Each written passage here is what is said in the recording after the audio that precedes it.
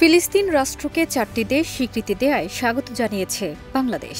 22 September new ইয়র্কে সাংবাদিকদের সঙ্গে আলাপকালে পররাষ্ট্র উপদেষ্টা তৌহিদ হোসেন এমন অভিমত ব্যক্ত করেন। এলএমই সার্টিফাইড বিশ্বসেরা কপারে তৈরি ওয়ালটন কেবলস, যা আপনার স্থাপনাকে রাখবে সব সময় নিরাপদ।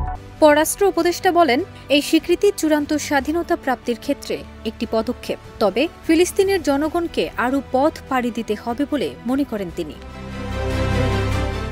জন্মলগ্ন থেকে বাংলাদেশ ফিলিস্তিনের পক্ষে উল্লেখ করে পররাষ্ট্র উপদেষ্টা বলেন, ফিলিস্তিনের জনগণকে আমরা সমর্থন করে আসছি। কাজেই 4 দেশের স্বীকৃতিকে আমরা স্বাগত জানাই। আমরা মনে করি এটা একটা সুখবর। যুক্তরাজ্য, কানাডা, অস্ট্রেলিয়া ও পর্তুগালের স্বীকৃতির মধ্য দিয়ে 150-র বেশি দেশের প্রত্যক্ষ সমর্থন পেলেন স্বাধীনতাকামী ফিলিস্তিনিরা। সর্বশেষ 22 সেপ্টেম্বর পর্তুগাল ফিলিস্তিনিকে স্বীকৃতি দেয়। এরপরই পররাষ্ট্রমন্ত্রী পাওলো রাঞ্জেল গাজায় অবিলম্বে যুদ্ধবিরতির আহ্বান জানিয়ে বলেন, হামাস গাজায় বা এর বাইরে কোনো ধরনের নিয়ন্ত্রণ রাখতে পারবে না। সব জিম্মিদের মুক্তি দাবি করেন তিনি। বিশ্বের আরেক প্রভাবশালী পশ্চিমা দেশ ফ্রান্স শিগগিরই ফিলিস্তিনিকে রাষ্ট্র হিসেবে স্বীকৃতি দেবে বলে জানিয়েছে। এটি হলে জাতিসংঘের নিরাপত্তা পরিষদের 5টি স্থায়ী সদস্য দেশের মধ্যে 4টি স্বীকৃতি পাবে ফিলিস্তিন।